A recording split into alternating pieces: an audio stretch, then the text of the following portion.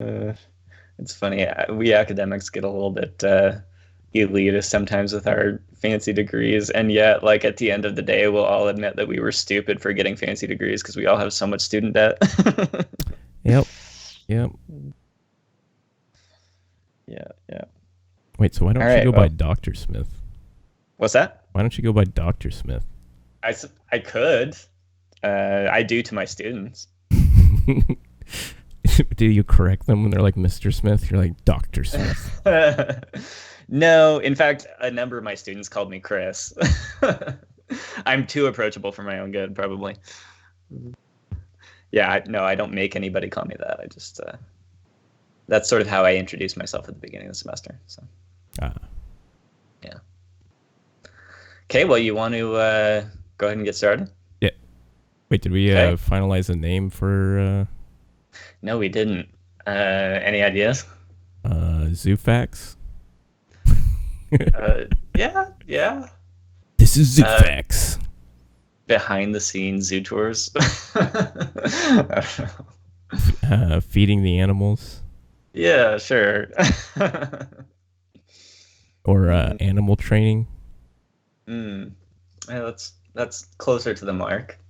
Uh, Animal handling. Animal handling, how to handle the market. No. Hmm.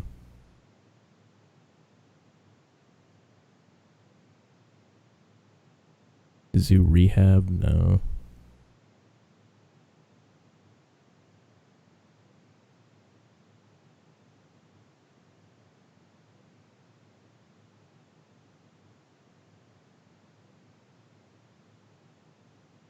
Mm.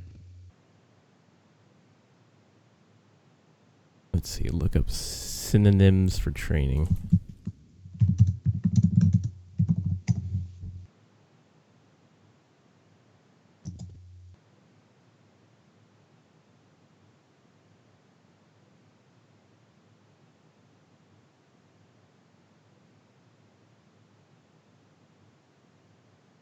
Groundwork at the zoo. Yeah.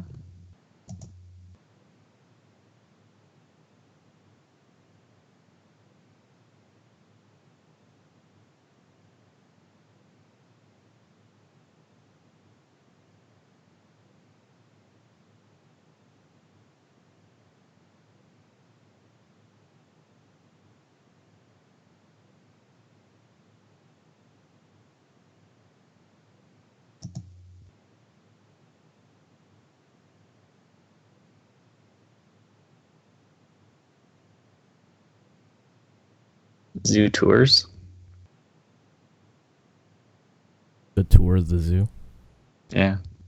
Yeah, it works.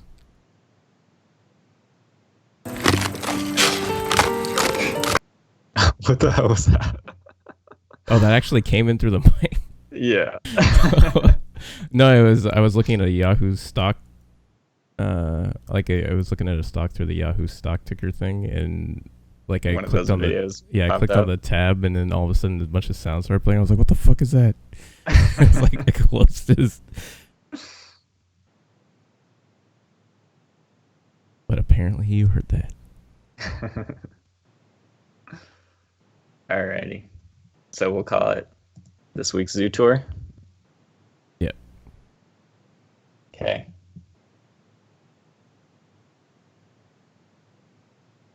All right, I'm ready. All right. Hey, podcast listeners. I am Christopher Smith, And I'm Robert Coburn. and this is this week's Zoo Tour, our educational segment on all things stock market. This week we're going to be talking about charting. Robert, have you done much charting before? Basic charting, just kind of switching between 6 month, 1 year, year to date, but nothing too advanced. Okay, well, the basic stuff is pretty much what we're going to be covering today. I'm going to talk about two platforms here. Webull, which is kind of our go-to commission-free trading platform for the moment, and also TradingView, which is an online tool that I use. So I'm going to go ahead and pull up Webull. I'm going to click the Webull icon here to pull it up. And the first thing that pops up is my watch list, which and JNUG, which is the last stock that I was looking at.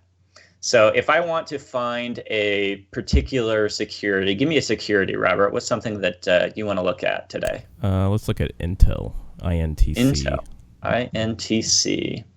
So it pops up here in this list. I can just click on Intel. And I see this nice little Intel chart. Now, I've got some moving averages here. Let's remove those, and let's remove the RSI and the MACD here so that we've just got the chart. Nice clean chart. Couple things to look at here. So we've just talked about how to find a security. Let me close out my sound there. Actually, can't do that because then I won't hear Robert. All right, so we want to see how to change the time frame. So you can look at this chart on the basis of 1 minute, which is going to give you a really zoomed in minute by minute look at the stock. 5 minutes, which is a little bit more zoomed out. You can go to the 1 hour view, the day view, which will give you a nice long time frame. These little E's tell you when the earning report was released, so the company announced its earnings. And then the D's show you where dividends were issued. And one thing that you'll notice immediately here is that after a dividend, the stock tends to drop. That's because people will buy the stock before the dividend in order to capture that dividend, and then they sell immediately after the dividend, so the stock drops. So you can see after all of the dividends here, there was a really big drop after this dividend. So that's a pretty common thing. Here it went down a little bit less. So you'll probably also want to tell people why the graph looks so sketchy in terms of like why they look like bars instead of like dots on the graph.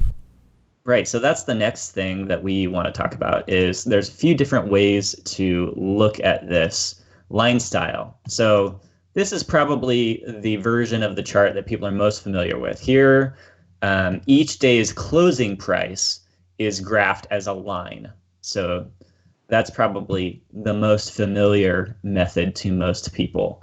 But there's a couple other ways to look at it.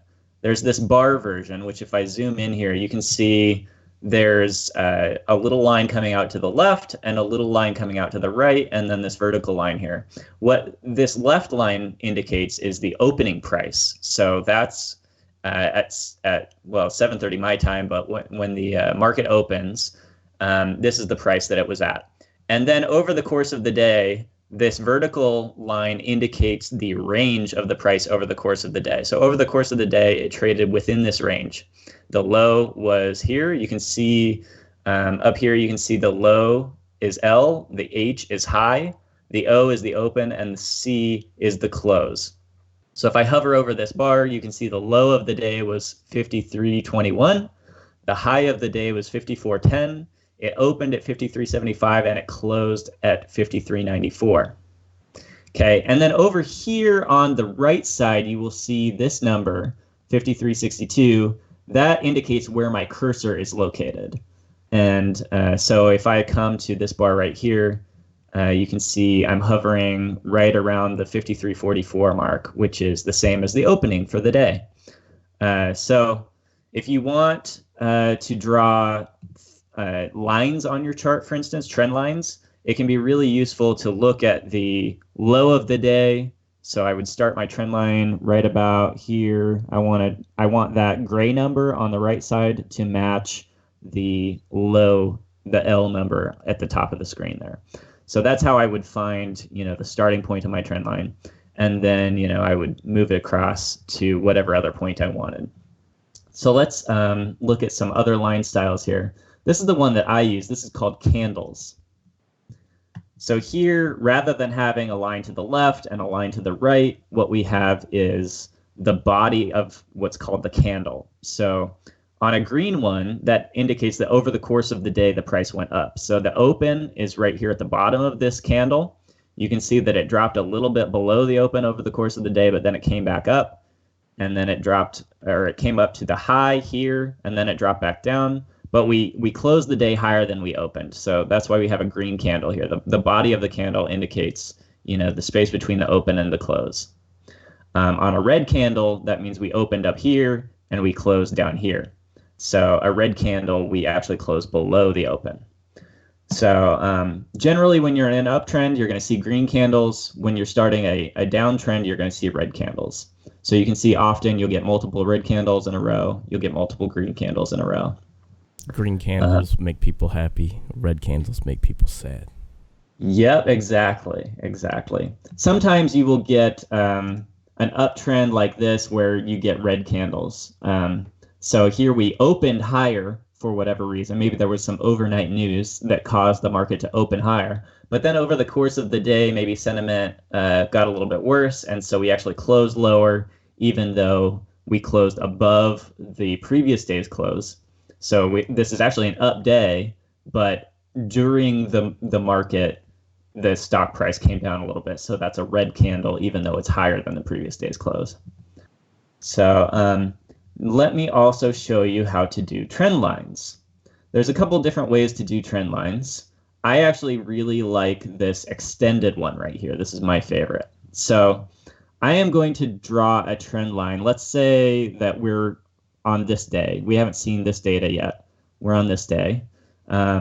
So I am going to find the low from here, which was 5170. So I'm going to move my cursor until that gray number on the right side of the screen is about 5170. It doesn't matter if it's a cent off, so I'll go ahead with 69 there. And then here the low was 5257. So my cursor is at 5257. So I'm going to go ahead and click there, and it's created a trend line here. So that tells me on the next day I could look and see, are we going to close above the trend line or are we going to close below the trend line? Well, we closed above the trend line, so that suggests that the trend may continue. The next day, again, we closed above the trend line, so that would be good, a good sign. But then here we closed below the trend line, so that tells me our uptrend has stopped, and so I might want to get out of the market there. So that's how you would use a basic trend line. That's one of the most basic charting techniques, is to just chart a trend line and follow it up until it breaks that trend line. All right, let's come over to TradingView here, which is what's giving me all these annoying notifications. TradingView, TradingView.com is my favorite platform for doing kind of more advanced charting. Here I would type in the ticker that I want up here, so I can pull up Intel Corp. This also has some buttons over here. It's got hot lists. This is something that I use a lot.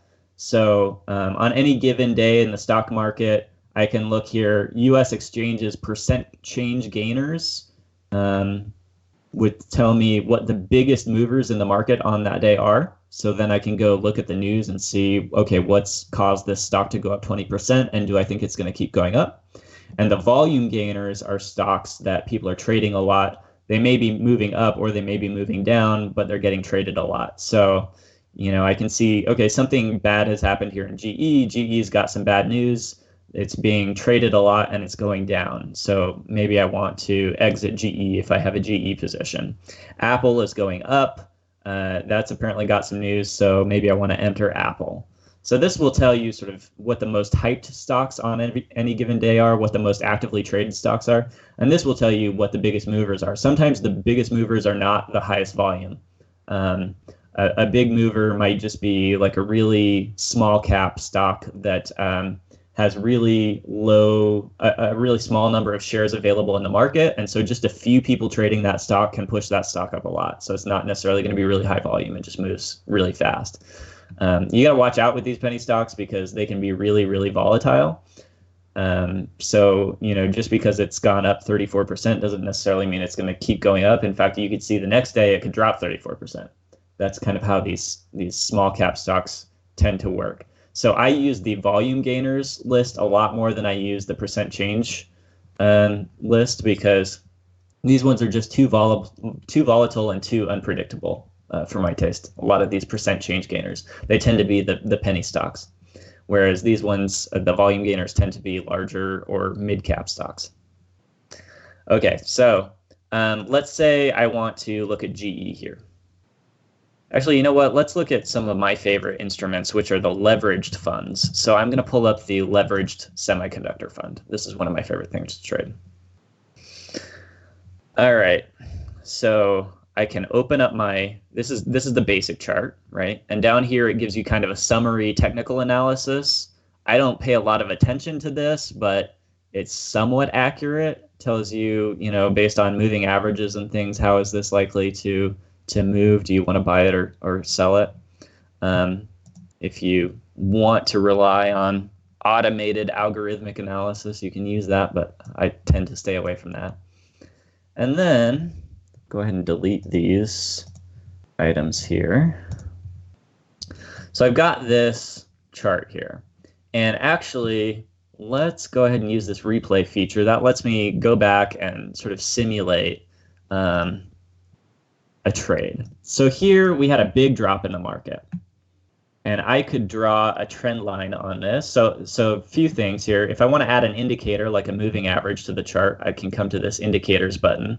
I've got several favorite indicators, but you could type, you could just go through the built-ins here, for instance, and find, let's say, the whole moving average. That's usually a pretty good indicator.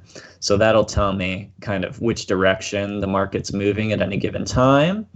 And then if I hit play, I can see this indicator still going down, still going down. Now it's starting to turn up. So you might want to enter the market here, and then you could ride it back up until that whole moving average starts to turn downward again, and then you could exit again. See, here it turns down, so you would maybe want to exit around here.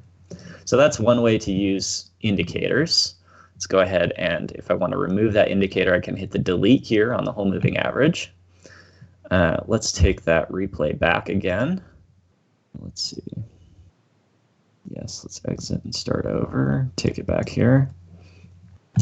I like to use trend lines. That's one of my favorite ways to do it. So over here, I would find the trend line button, and I can draw a trend line.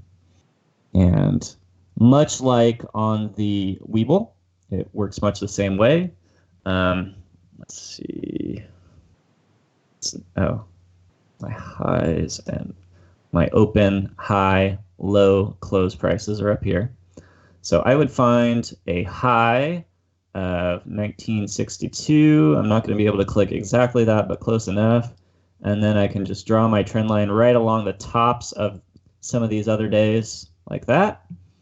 And then if I wanted to add an alert on this line, I could use this cursor and I could right click it and I could say add alert on trend line like so. And it's not going to let me do that in replay mode, but that's how I would add an alert. And then I could say, if it crosses above this trend line, then alert me. And then I will get an email. I can set it up so that it will email me, and I can get an email anytime that the price comes above this trend line.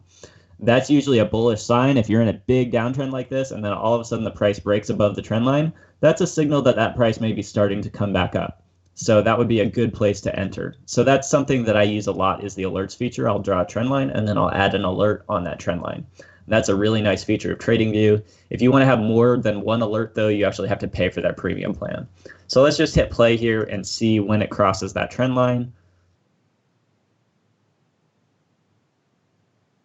Okay, there. So this is where I would enter. It just crossed that trend line. We come down a little bit, but then we shoot up.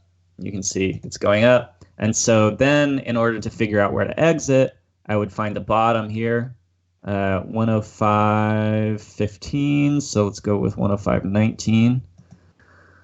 And then I would come up and find the bottom of some of those other candles like so. Then I'd hit play. And as soon as it goes underneath that trend line, then I would exit. So right there, I would exit. So that's how you play trend lines, Robert. That's probably the most basic charting technique, and one that I find, frankly, the most useful. I just create trend lines and put little alerts on them and trade the upswing and then exit as soon as it breaks that trend line. Then I make a new trend line and I follow the downswing, and as soon as it breaks that downtrend, I enter again. Yeah, it's really helpful compared to just like setting alerts for just price triggers, because you basically, what you're doing is you're saying, okay, I want this, basically this price for this day, and for it to basically adjust for each day rather than having to go in and managing it yourself. That's actually really helpful. One thing the HMA line you were referring to, what does HMA stand for? So that stands for whole moving average, HULL, whole moving average. And I think whole is somebody's last name. I'm not exactly sure where that term comes from. But there are a number of different kinds of moving averages. So let me just throw on, I've got 20-day, or it's based on whatever time period you're using. So I'm using days. So this is a 20-day moving average, a 50-day moving average, and a 200-day moving average is what that is. So I'm going to go ahead and add that to our chart. The red is the 20-day, the green is the 50-day, and the purple is the 200-day. And so one thing that a lot of traders will do is when the slower moving average crosses the next higher moving average, then they will exit or enter. So for instance, here we crossed down. So they would sell here, and then they would wait for it to cross up again. But these are pretty slow moving averages. 20, 50, and 200 are pretty slow. So, that's not going to work very well. But a lot of people like to use faster ones. So let me see if I've got a faster set of moving averages here. I do not. Let's go 5. See if I can find one that's faster. 510. Let's go 510. So here we've got a faster set of moving averages. So the purple is the fastest, and the light blue is the second fastest. This is a 5-day, so it's going to use the most recent data. The blue is the 10-day, so it's using slightly longer time frame. So when this faster, the purple one, crosses the light blue one, that would tell me we're entering a new downtrend. So I would sell there, and then when it crosses back up, I would buy here. And then it crosses back down, I would sell there. I mean, this works for big downtrends, but for smaller ones, when you're trading within a lower range, a smaller range, it's not as good. Like here you can see if I bought right here, I'd be buying up here. I'd be buying at the closing price for that day. And then when it crosses back down, I'd be selling down here. So I've lost money on that trade. I didn't lose a huge amount of money, but I lost money on that trade if I use these moving averages. And then it crosses back up, and so I'd be buying here. And then where would we sell the next time? So here we get a pretty nice uptrend. So I probably am going to make money on this trade, but we'll see what happens. Staying above, that purple line is staying above. Oh yeah, we're making good money on this trade. So as long as you get like a really long uptrend or a really long downtrend, these moving averages can be really useful. But when the market is staying pretty flat, you're going to lose money on them. So here we crossed down, so I would exit right here. So that's one way that people use moving averages. Now that whole moving average is going to be, I believe here it's a 9-day moving average, but the way the whole moving average works is it weights the most recent days more heavily than the days that are further in the past. So let's add the HMA, the whole moving average. Close this. The HMA is going to be kind of a slightly darker light blue. So you can see this HMA right here, and it's kind of moving faster than these other moving averages that we've got. So anyway, I find a nice way to use the whole moving average is to use the slope of it. So as soon as the slope turns down, I'm exiting. As soon as the slope turns up, I'm entering. That works pretty well. Another way to use the whole moving average is when the price moves above the whole moving average, you buy it. And then when it closes below the whole moving average, you sell it. So you'd exit. Right here, we close below, you'd enter here, and then you'd exit here because it moved below that whole moving average. So a few different ways to use the whole moving average and these other moving averages. We'll get into those more in a future episode. We can run some simulations and see how well these different strategies work. I think you get pretty mixed results with these moving average strategies. I much prefer the trend lines. I find the trend lines to be kind of the most leading indicator, whereas these other moving averages are what we call lagging indicators. So they lag a little bit behind the price movement. So by the time I can see that this slope has turned downward here, we're way below that line, right? So I'm not getting this entry price, I'm getting this entry price. So these moving averages definitely have some limitations. So does this work for all stocks, or is it just certain sectors or indexes? It definitely works better with some than it does with others.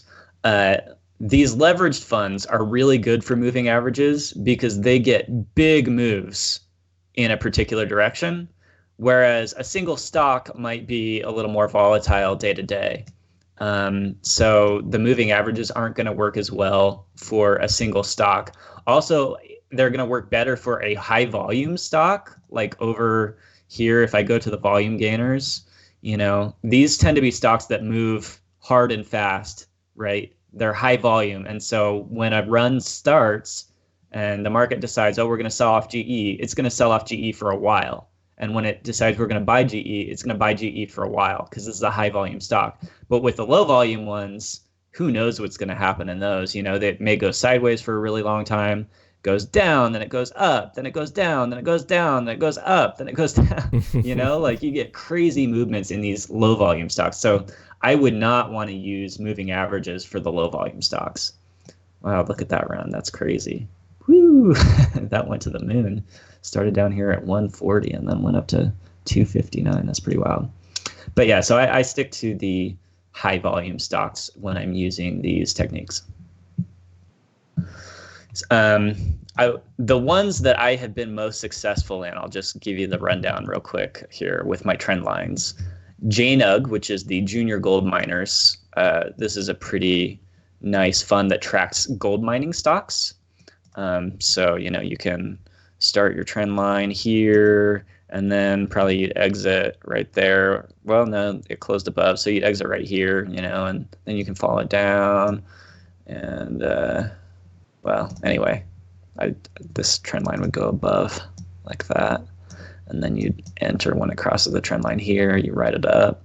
So the leverage funds work pretty well. I like SOXL, which is the semiconductors one. This one is my favorite because whereas gold is pretty unpredictable, this one is always going to come back up because this tracks semiconductor companies. Semiconductor companies tend to be heavily involved in AI and also in big data, which are the two big industries of the future. So this is one that I'm relatively confident is always going to come back up. I only play it on the long side, meaning I'm only buying the SOXL fund. I'm not buying its inverse fund, which is the SOXS, which goes up whenever SOXL goes down. I don't play that one. I only play on the long side because I know that if my trade goes wrong, I can always count on it to come back up eventually. So I can just hang on to this fund if my day trading goes wrong, and eventually it will come back up.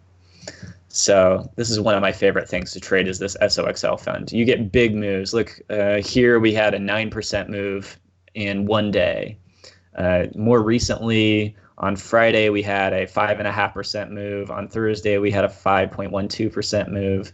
So this one gets a lot of movement. So I actually had a buy order set for right about here. And so last couple of days, you can see I made about 10%. So it's a real nice fun to trade. And then the last one I mentioned in our news segment today that I was doing oil. I'm watching oil this week.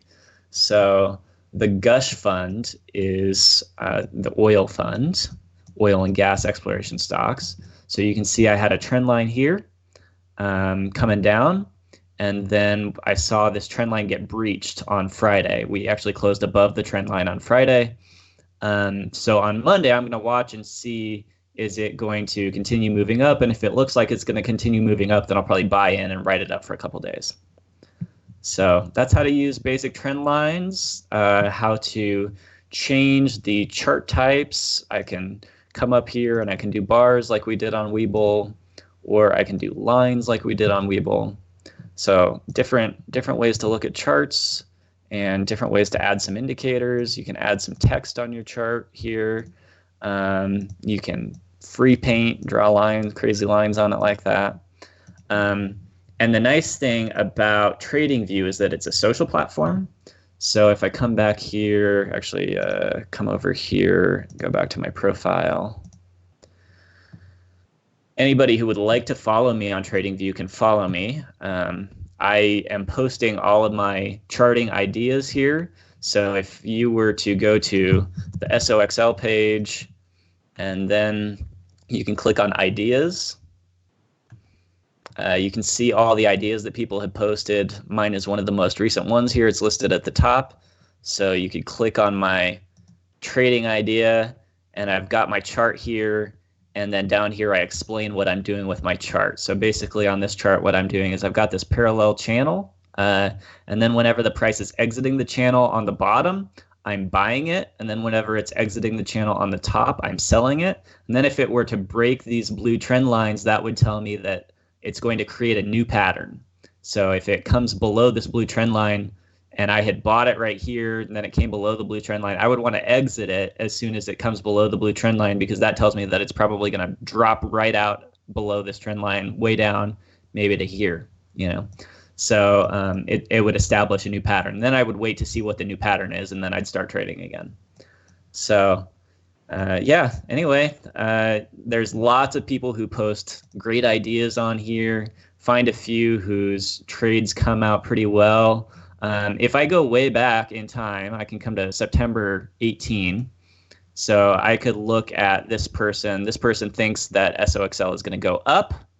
And so then I can hit the play button here, load new bars, and I can see if it actually did what he predicted. Well, no, it came down. It didn't go up. So, you know, maybe I don't want to follow this person. But if I find somebody whose predictions come true a lot, then I might want to follow that person and get all their new ideas and start trading based on their ideas. So this is kind of a nice social platform for sharing ideas about how the market might move. Just be Thomas Edison, steal everyone's ideas. Yeah, you know, sometimes that's the best thing. You just find somebody who knows what they're doing and you just follow what they're doing. So, any other things you think we should cover with basic charting here, Robert? No, I think you did a good job of covering all the basics of it. And I actually learned a few things. I didn't know you could actually create alerts based on trend lines, but then again, I've never heard of TradingView.com before. So, you learn something new every day. That is one of the great things about this platform, is the ability to add alerts on trend lines. Webull, you can't do that. You can add alerts based on price on Webull, but you can't add alerts based on trend lines. And actually, TradingView has lots of other great alerting features where you can add alerts based on indicators. I could say if the volume on a particular day hits a certain level, then I want to get an alert. These are called RSI and stochastic. I can get alerts when they hit particular levels. I can, set things up so that if the moving averages cross each other, I get an alert. There's all kinds of ways to use alerts on TradingView. It's a really incredible platform for getting alerts. So as a day trader who doesn't sit and watch the market all day, this is a great way to do it, because I can just get an alert whenever something happens rather than having to sit in front of my computer and see when something has happened. So anyway, hopefully that will help everybody do their basic charting and, understand what's going on with all these squiggly lines and bars and candles and whatnot. And we will have plenty more episodes in the future on advanced charting techniques to help you take better advantage of some of those indicators. So we'll help you understand, what these stochastics and RSI mean, how to use volume, and some of the other cool indicators on these platforms. Hey, if you enjoyed our podcast, if you learned good things from us, please make sure that you like, comment, and share on our video. That helps us get the word out about our podcast. Also, we'll have a referral link for Webull underneath our video. If you sign up on Webull through our referral link, we get a nice little $8 stock that'll help us support our videos here and buy some cool new trading equipment so I can have better audio quality on these calls.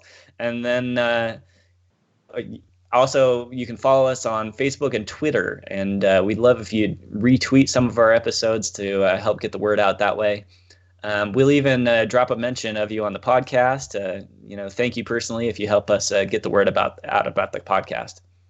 Hey, thanks so much, and we'll catch you next week behind the scenes at the zoo.